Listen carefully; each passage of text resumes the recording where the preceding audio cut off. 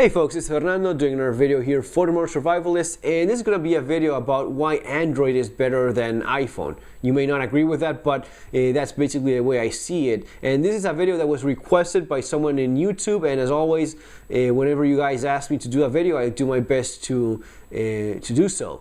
I completely honest, I came close not to doing it because I was thinking, what's the point of doing a Android versus iPhone video in a survivalism channel?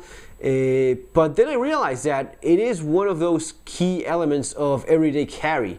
Whenever we're talking about EDC, these two, wallet, cell phone, these are pretty much the core of any adult's everyday carry items. You're going to be having these two, along with your flashlight, multi-tool, pocket knife, a folder, gun, but these two pretty much any self-respected adult will have. You basically need these two on your daily basis. So realizing that, I did understand a little bit better that yes, it is important to make good decisions when it comes to what phone are you actually carrying. And I have had an iPhone before, so I have gone through that transition going from Apple, from iPhone to Android, in my case Samsung, which is the brand that I currently favor, and for a few reasons I'm going to be going through right now.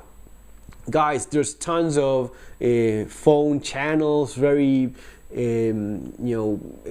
technical, full of information. This is coming from my point of view, where I'm coming, the point of view of someone that is based on survivalism, so that's going to be affecting my decisions in many of these things. But let's go quickly through it in terms of why it is that I think that Android is clearly a better choice. Basically, I have 6 points here. All right, yeah, in my note big screen, which is something I'm going to be talking about here in a second. First of all, is customization. You can just change and adapt everything in your Android to your liking. It's much more personal. iPhones are pretty much all the same. Everyone thinks that they are so well, at least maybe not everyone, but most people that have Apple these days, they like having the little Apple there. They have that attachment to the brand. They think that Apple is very cool, very good, so trendy in some ways. And it's ironic because Apple is very close and very narrow-minded in what it allows people to do with their devices. You cannot change a lot of things in your iPhone. Actually, you can change very little of it. iPhone, Apple does everything for you. All right, so the first point number one would be customization. The ability to adapt, not only in terms of software, where you can do pretty much anything that you want, because it's Android being open source and such, you have much more liberty, but also in terms of hardware. It's that philosophy also translates to the hardware in terms of not allowing you to be compatible with pretty much anything else, and that is point number 2, compatibility. It's not compatible with pretty much anything. It only goes along with Apple. So a micro USB port, so as to use a normal charger, no, you have to use the Thunder or Lightning port or whatever that they are calling it now, the Apple connector. For charging your phone, you have to use that. Can you change your own battery? No, that's also closed within. So something as simple as replacing a battery for a newer one, or maybe getting one that is bigger. If I wanted, I could just get an additional battery here that has 3-4 times the battery charge that this one holds. It's like the Lemon battery has like 3 or 4 batteries put together, so you can change all these things. Let's suppose you're using your phone a lot, you simply want a large battery in your phone. You cannot do that with Apple. It's not allowing you to do that. Now, if you have a Galaxy S3, you can put a massive battery there and it would last you for days of use. So all those things are a general philosophy that Apple has of not giving you choices, not giving you the alternatives of doing things. Now, it used to be that people would think that iPhone was simple, right? Simple, easy, trouble-free, and Android was a techie, complicated thing. And that was one of the things that, at least in my case, I was a little bit worried about when going from Apple to Android. I was thinking, yeah, I know how to use a computer, but I'm not exactly a technical type of guy in terms of programming or anything like that. Really, it's not an issue. And it's less of an issue with every new Android version that comes out. They keep on getting more simple, more intuitive. That's one of the big things I see about it as well. Android, at least to me, is so much more intuitive than iPhone. iPhone, again, with this thing of not giving you choices, not allowing you to make certain calls, it's sometimes even less intuitive. I at least feel it that way than Android. And whenever I pick up an iPhone or an Apple device, like an iPad, for example, it's very frustrating because you're used to doing things as you do in Android, but Apple is not letting you do any of that. So it's very frustrating. Once you get used to Android, you really have a hard time going back to Apple. It's not the same the other way around. When you go from Apple to Android, especially with the latest Android versions, you have all these options, and it feels much better. Number 3, price. Man, that is a big point, at least the way I see it. I have some prices here for a Samsung Galaxy S5. It's going for $449. A Note 4, which would be the latest, great current phone, the Note 4, $640. For the Note 3, that's really not that bad, $490. Then you have phones, because Android, you have it in other brands as well. You have the Moto G, for example, which is a great phone. The Moto G costs $180.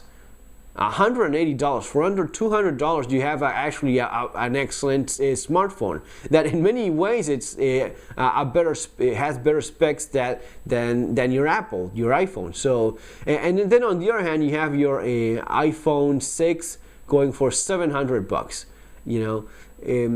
It's pretty expensive, especially for a phone that is not as good as the latest Samsung. Then you have the 6 Plus. $825 for the 16 gigabit version. Yet another thing in terms of what we were talking about before, customization. You just cannot add memories. Here you can just change the battery, but you can also change the memories, expand the memory. You have a micro SD card slot, so as to do that yourself, or just change the little cards with any files that you want to read. That you can do, but of course in iPhone you cannot do any of that. So the 6 Plus, which is Apple now realizing that people want big screens, that goes for $825 for a 16 gigabit, which is awfully small, and again you cannot expand that. But if you want more memory, 128 gigabits, you're going to be paying $1,000 for that. $1,000 for a phone. I think that's quite excessive, and especially because you're really not getting a lot more. Other than that, it's becoming more of a design thing with Apple. They insist a lot on that because obviously they realize that they're not going to be winning in terms of functionality. They're not going to be winning in terms of capability. In terms of technology, Apple, ironically enough, Apple is not going to be winning against Samsung in terms of technology. So they insist a lot on the materials used, on the aesthetics, on the design. Which, to be honest, how much do you really care how your computer looks? If it looks like a piece of modern art, At the end of the day, anyone that's going to be using it quite a bit is going to be adding a case so as to protect it, making it bigger than it already is, and maybe not looking at the materials used and such.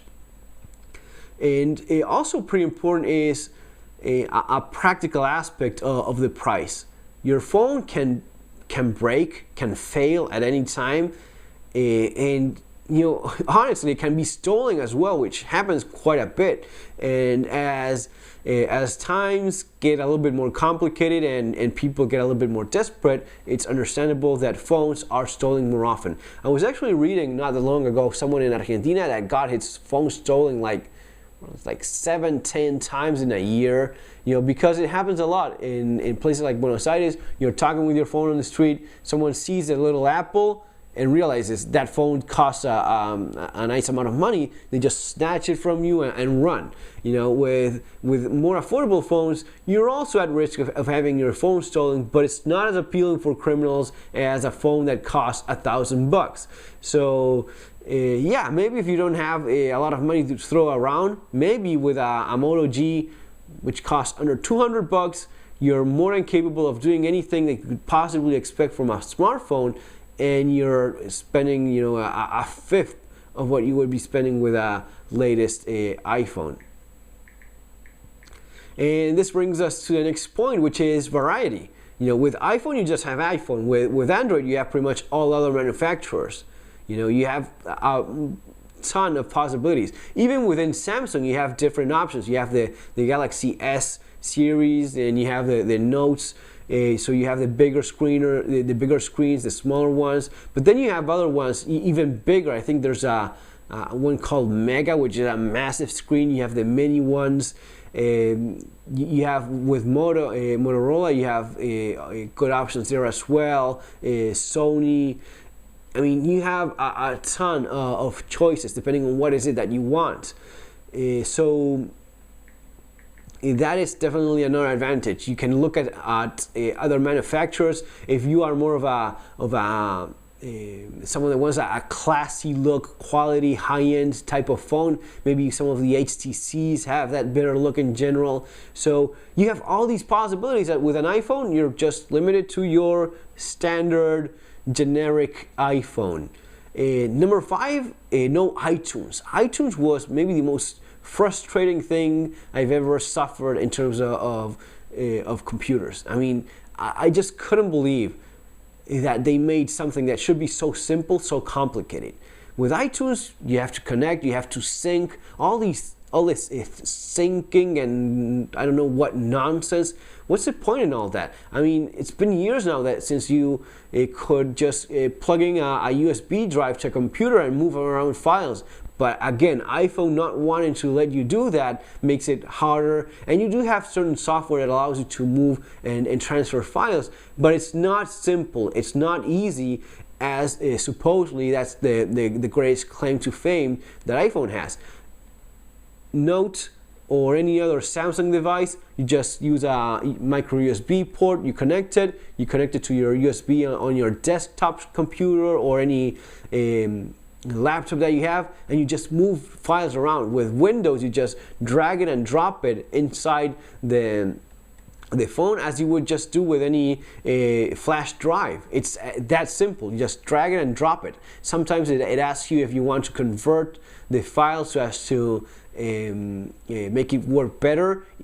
But all these options are, even if you say no, I've had no problem whatsoever, it still reads everything well. That's another great thing that it has. It just, being open, it just takes in anything that you throw at it. You can throw in any type of file, you're very likely to have no problem there whatsoever, and it just reads it well. iPhone is always quirky, and even when loading certain website pages and such, it's having problems reproducing it.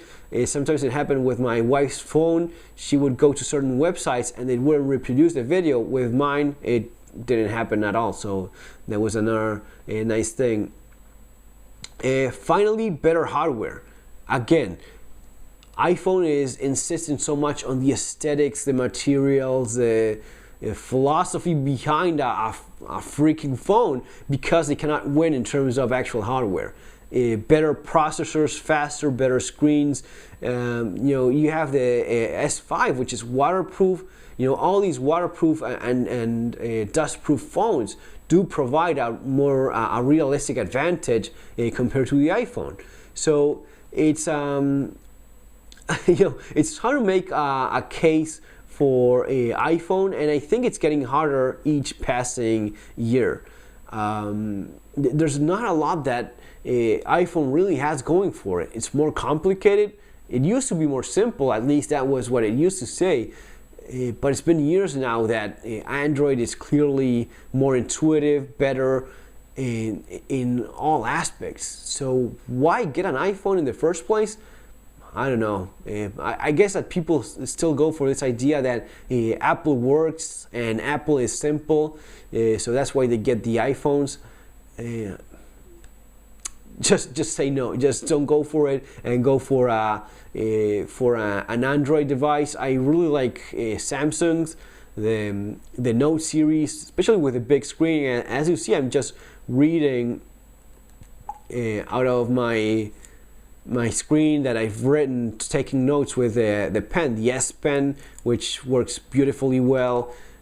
So really no reason to get an iPhone anymore, at least from my perspective.